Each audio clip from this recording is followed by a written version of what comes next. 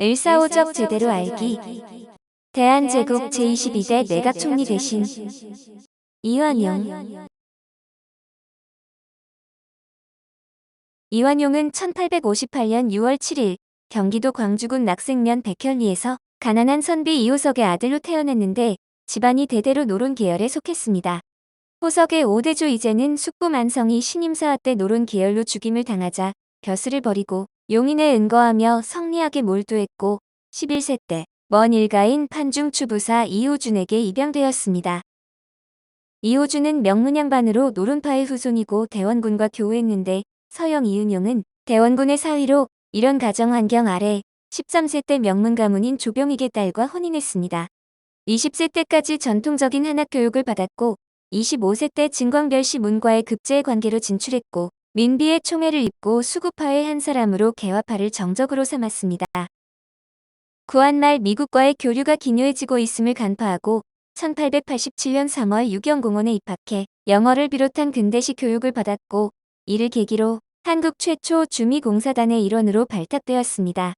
1888년 12월 임시대리공사로 재임명되어 활동하다 1890년 10월 귀국했고 이후 대미외교의 1인자로 친미파로 널리 알려지게 되었고 이조 참판, 한성부 좌윤, 공조 참판, 외무협판 등을 두루 거쳤습니다.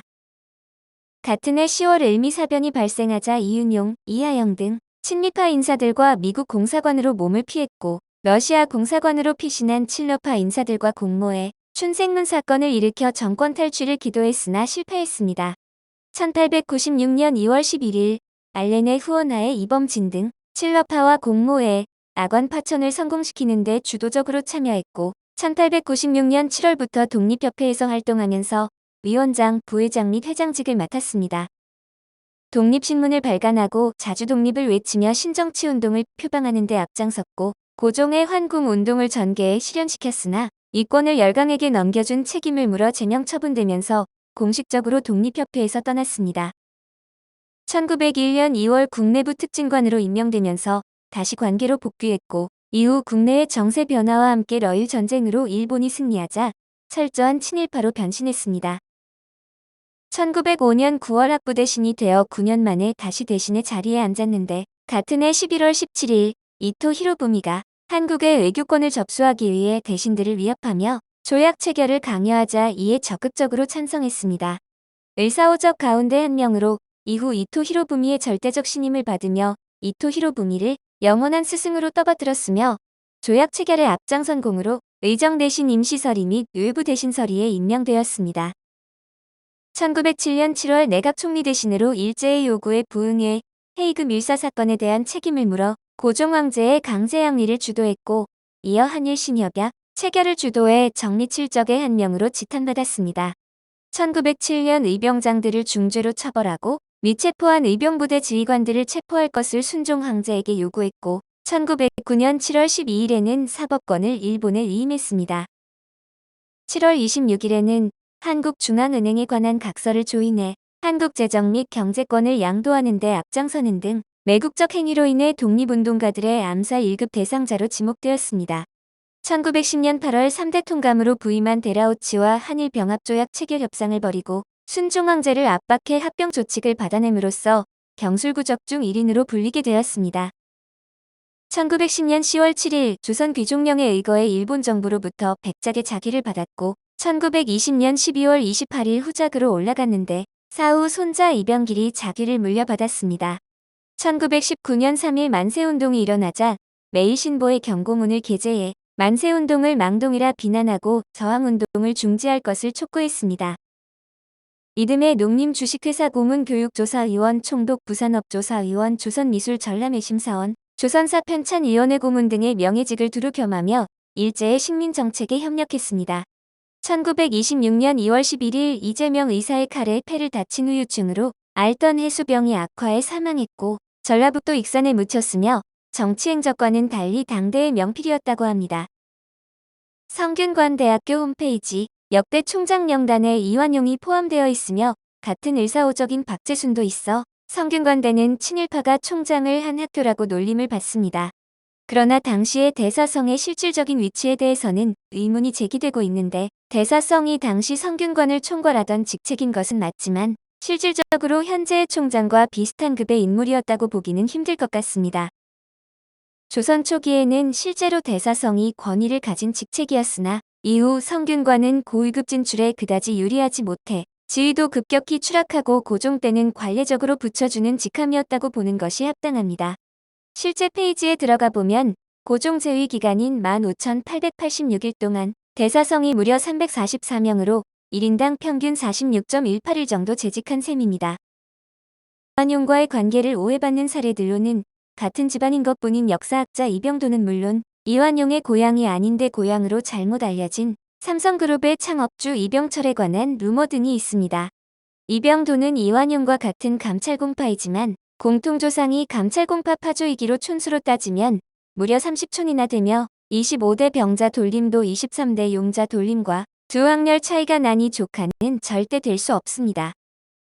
루머의 마지막 피해자는 삼성그룹 창업주 이병철인데 이완용의 손자인 이병철과 삼성그룹의 이병철 전 회장은 전혀 별개의 인물이며 본관도 다릅니다. 이완용의 손자 이병철은 자기를 세습한 이항구의 아들로 우봉 이씨인 반면 삼성그룹 이병철 전 회장은 경주 이씨 판전공파의 의령양반 출신인 이찬우의 아들입니다. 충격적이게도 이완용이 배양공신이 되어 최소 5년간 종묘에 모셔지는 대참사가 실제로 일어났는데 사망한 직후인 1928년 5월에 고위 관료와 황실 인사들이 황태자 이은에게 보고하고 제지를 받았습니다. 우여곡절 끝에 1940년 3월 11일에 송근수, 12일에 이완용, 13일에 서정순을 종묘에 배양하는 의식을 정식으로 치렀으며 이왕직에서 간행한 기록물에 이를 등재했지만 해방 후 당연히 출양되었습니다. 부정적 의미로 유명하다 보니 죄 없는 후대의 동명이인들의 삶을 불행하게 만들어서 더욱 비난을 받기도 해서 개명 허가를 받기 힘들던 2000년도 이전에도 웬만해선 허가해줄 정도였습니다. 이름이 이완용이란 이유로 불행한 삶을 사는 사람들의 이야기가 TV로 나올 정도인데 동명이인이 2010년 제5회 전국 동시지방선거에 나왔지만 뒤에서 1등으로 낙선을 했습니다. 나라판 뒤 떼돈 번 이완용. 한일합병 과정에서 친일파에게 큰 도움을 받은 일본은 대한제국 멸망 직후 현금이 아닌 국채 증서인 은사공채로 빚을 갚기 시작했는데 은사공채는 일왕이 은혜로 하사한다는 뜻입니다. 이완용은 은사공채 15만원을 받았는데 이것은 이재면의 5분의 1 수준으로 대한제국 임원 이완용이 더 많은 부역 행위를 했지만 총수 일가인 이재면이 더 많은 사례금을 받았던 것이라고 합니다.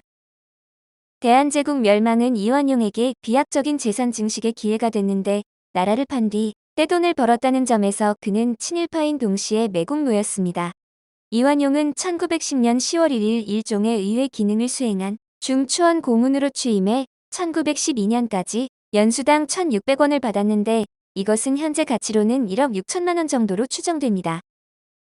또한 1912년부터 1926년까지는 중추원 부의장으로 부역하면서 연간 수당으로 현재 가치로 3억 5천만 원으로 추정되는 2,000에서 3,500원을 받았습니다.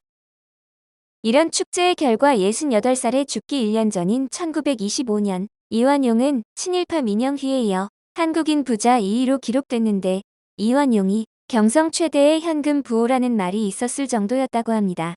친일파들은 부득이하게 친일을 했다고 말하지만 친일파 30명의 행적과 그들의 축제 방식을 정리한 친일파의 제사는 억지로 한 것이 아니라 경제적 이익을 추구하는 행위며 기득권 유지를 위한 행위라고 합니다. 이완용을 자랑스러워한 아들 이항구. 이완용은 1905년 을사늑약과 1910년 경술국치를 일으킨 결과로 2천만에 가까운 한국인들 대다수를 적으로 돌렸기 때문에 생명의 위협을 느끼며 생을 살아야 했습니다. 고종이 일본과 이완용 등의 압력을 받아 황제직에서 퇴위하고 1개월 뒤인 1907년 8월 23일 철종 임금의 사위인 친일파 박영효가 고종 폐위에 찬성한 이완용 등을 암살하려 했다는 혐의로 체포됐습니다. 친일파 간에도 고종 폐위에 대해서는 의견이 갈렸던 것인데 당시 이완용은 대중의 공격도 받아 지금의 서울 충정로역 인근인 약현에 있는 그의 집이 방화로 불에 탔습니다.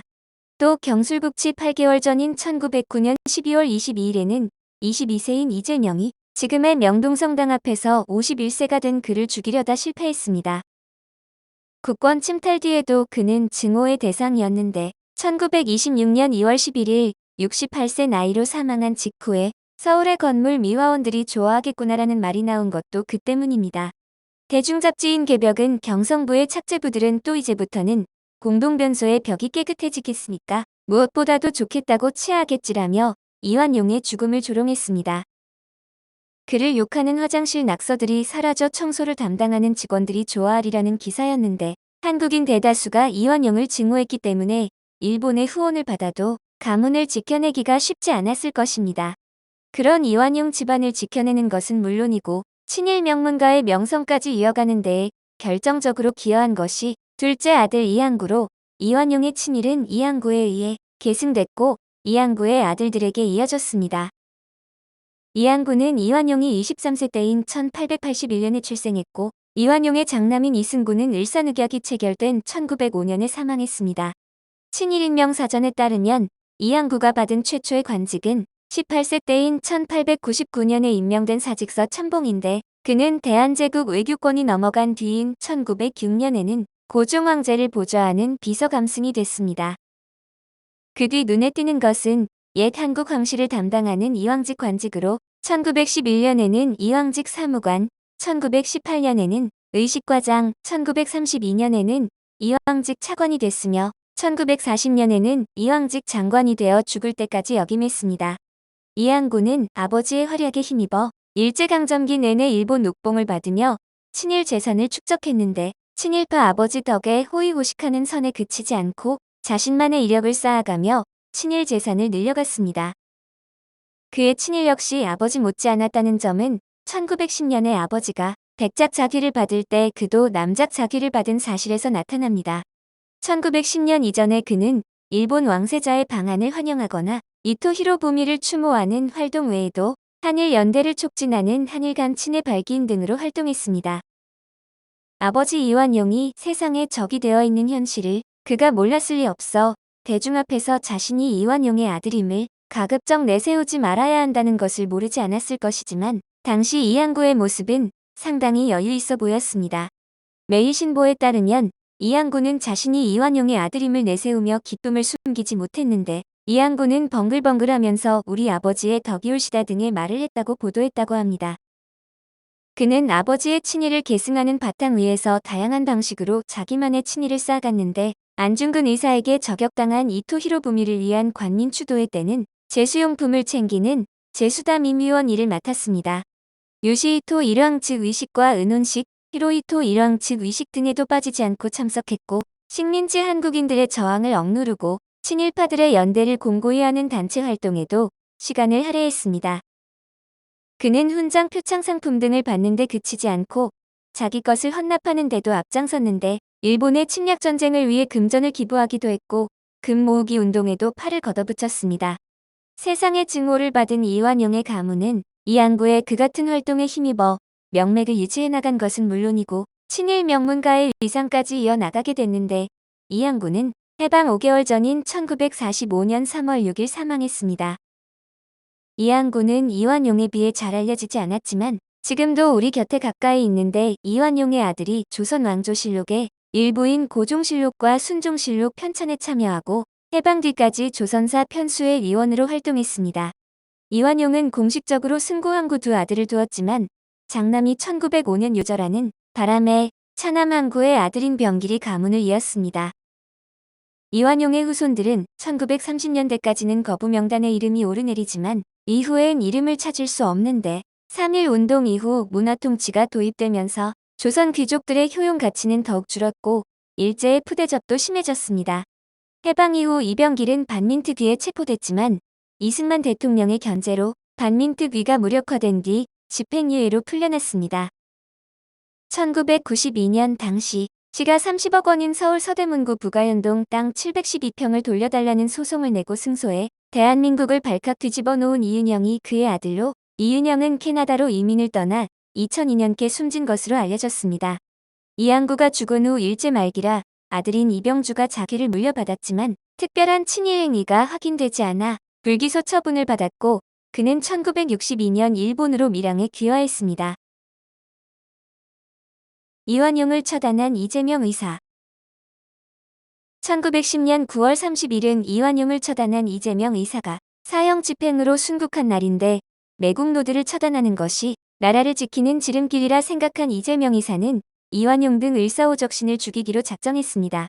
이 의사는 이 오적신들이 명동성당에서 벨기에 황제 추도식에 참석한다는 소식을 듣고 1909년 12월 22일 낮 11시 30분 무렵 성당 문 밖에서 군밤장수로 변장하고 기다리다 칼을 들고 이완용에게 달려들었습니다. 이재명 의사는 이완용의 허리를 찌르고 이완용을 타고 앉아 어깨 등을 사정없이 찔렀는데, 목적을 달성했다고 판단한 그는 대한독립만세를 외치다 일경들에게 붙잡혔습니다. 그런데 칼에 맞아 중상을 입었던 매국노 이완용은 불행히도 목숨을 건져 매국조약에 도장을 찍었는데, 이재명 의사는 1910년 봄 공판장에서 태연하고도 엄숙한 어조로 역적 이완용의 죄목을 통렬히 꾸짖었습니다. 나라를 위해 그를 처단하였음을 역설했으며, 일본인 재판장의 공모 여부에 대한 신문에 2천만 조선 동포가 모두 매국노를 죽이는데 가담한 것이라고 대답했습니다. 그뿐만 아니라 사형을 선고받자 너희 법이 불공평하여 나의 생명은 빼앗지만 나는 죽어 수십만 명의 이재명으로 환생하여 너희 일본을 망하게 할 것이다 라고 일본인 재판장을 꾸짖었습니다. 정부에서는 고인의 공훈을 기리어 1962년에 건국훈장 대통령장을 추서했습니다. 매천야록이 들려주는 이완용의 며느리 간통. 이완용의 아들 이명구의 처 임씨는 임선준의 형 임대준의 딸이다. 이명구가 일본에 들어가 수년간 유학하는 사이에 이완용이 간통했다. 그가 돌아와 하루는 내실에 들어갔다가 아버지인 이완용이 며느리를 포옹하고 누워있는 것을 보고 나오면서 탄식하 말하기를 집과 나라가 모두 망했으니 죽지 않고 어찌하겠는가 하고는 그로 인해 자살하였다. 이완용은 드디어 독차지하고 부끄러움 없이 첩같이 여겼다고 한다. 황현의 매천야록에 기록된 내용인데, 이완용의 며느리 임씨를 굳이 임선준의 형 임대준의 딸이라고 소개한 까닭은 임선준이 정리칠적의 한 사람으로 잘 알려졌기 때문일 것입니다. 임선준은 1907년 7월 제3차 한일협약에 이완용 내각의 내부 대신으로 참여한 인물인데, 매천야록은 그 후 이완용이 온양 온천에 과부가 된 며느리 임씨를 데리고 갔다는 또 하나의 기록을 남깁니다. 그러나 이완용 평전의 저자 윤덕한 대표는 이것은 사실이 아니라고 반박했는데, 윤 대표는 80년 경향신문 해직기자 출신으로 이완용과 그의 가문에 대해 오랫동안 천착을 해왔습니다. 윤 대표는 어릴 때부터 몸이 약했던 이승구는 을사조약 이전인 1905년 음력 7월 26세의 나이로 자살이 아니라 병으로 죽었다고 말했습니다. 윤 대표는 황현의 매천야록에 그런 풍문이 기록돼 있고, 당시 대한매일신보나 황성신문에도 이완용과 며느리의 관계를 암시하는 기사가 실린 건 사실이지만 이승구가 죽은 시점과 정황으로 볼 때 신빙성이 없다고 합니다. 박한용 민족문제연구소 연구실장도 이완용과 며느리와의 사통설은 풍문으로 떠돌았지만 사실로 확인된 적은 없다며 을사오적 등 친일파에 대한 당대 민중의 분노와 혐오감을 반영하는 사례로 본다고 말했습니다. 오늘 일제 36년 을사오적 제대로 알기는 대한제국 제22대 내각총리 대신으로 매국노의 대표 이완용이었습니다.